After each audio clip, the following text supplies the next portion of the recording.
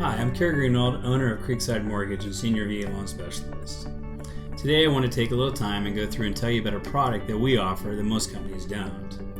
We will do 100% rate and term VA refinance. That means we'll go up to 100% of what your house actually appraises for.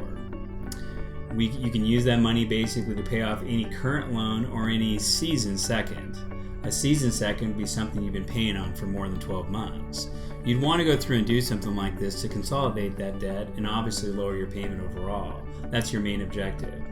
You can also do a VA cash out refinance up to 95% of what your asset's worth. So you can use that money to pay off or consolidate other debts, other bills, or simply just take out cash out of the transaction.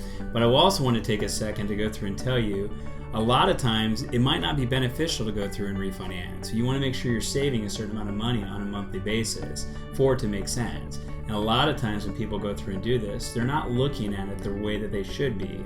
You always want to take time to go through and find out how long it's going to take you to recoup what you're physically going through and doing.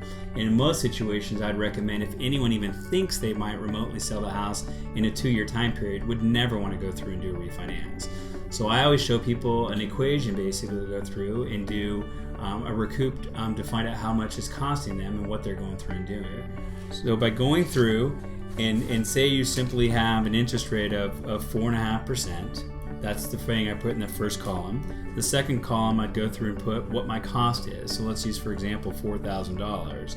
And then the last column you'd go through and say, well, what am I saving on a monthly basis?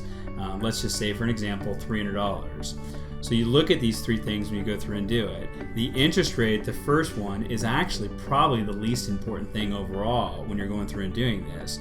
You'd want to look at what is it physically costing me and what am I saving on a monthly basis. You divide those two. So in this example right here, it'd take me 13.33 months to recoup that cost overall. So that's what you would want to look at to make sure it's worthwhile. That's what your savings basically is over time. Now, if you took that simple number and you were to take that $300 a month and you know you're going to live in that house for 7 to 10 years, just at 7 years, you can go through and do the calculation of what that savings would be over time. So obviously in that situation, it makes sense to go through and do something like that.